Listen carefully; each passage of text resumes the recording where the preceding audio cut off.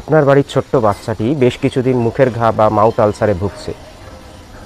এগুলো দেখতে ছোট দানার মতো ফুসকুড়ির মতো হয়। নর্মালি ঠোঁটের ভিতরে বা উপর দিকে জিভে বা গালের ভিতরে যে কোনো জায়গায় হতে পারে, কিন্তু ব্যথা যন্ত্রণা প্রচণ্ড বেশি থাকে। ফলে বাচ্চা কান্না করতে থাকে, কিচ্ছু খেতে চায় না, এমনকি ছোটো বাচ্চারা তার মায়ের বুকের দুধটুকু চেনে খেতে চায় না। এগুলো নর্মালি 2 থেকে 7 দিনের মধ্যে সেরে যায়, কিন্তু যদি 2 মাস 3 মাস তার বেশি থাকে অবশ্যই ডাক্তার দেখাবেন। মুখে ঘায়ের কয়েকটি কমন কারণ হচ্ছে বাচ্চার যদি খাবারে vitamin, minerals, zinc, folic acid, vitamin B12 এগুলো ঠিকঠাক মাত্রায় বজায় না থাকে, তাহলে ঘন ঘন মুখের ঘা দেখা যায়। এছাড়া অনেক সময় বাচ্চারা খাবার খেতে গিয়ে জিভে বা ঠোঁটে কামড়ে ফেলে, সেখান থেকেও মুখের ঘা হতে পারে। তাই বাচ্চার খাবারের প্ল্যানটি এমনভাবে তৈরি করুন যাতে সব রকম nutrients, minerals, vitamin, iron, folic acid সব কিছু যেন তার মধ্যে থাকে। এর জন্য কী করতে হবে?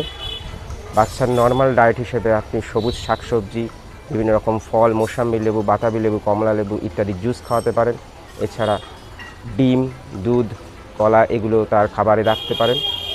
বাচ্চার মুখে ঘায়ের কয়েকটি খুব ভালো হোমিওপ্যাথিক মেডিসিন হচ্ছে মার্কসল, বোরাক্স, অ্যাসিড নাইট্রিকাম।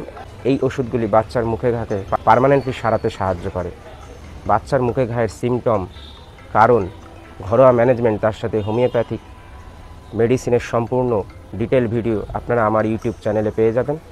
তাই দেরি না করে ভিডিওটি দেখে নিন এবং আপনার বাচ্চার মুখে ঘায়ের কষ্ট থেকে আপনি তাড়াতাড়ি বাচ্চাকে রিলিফ দিন।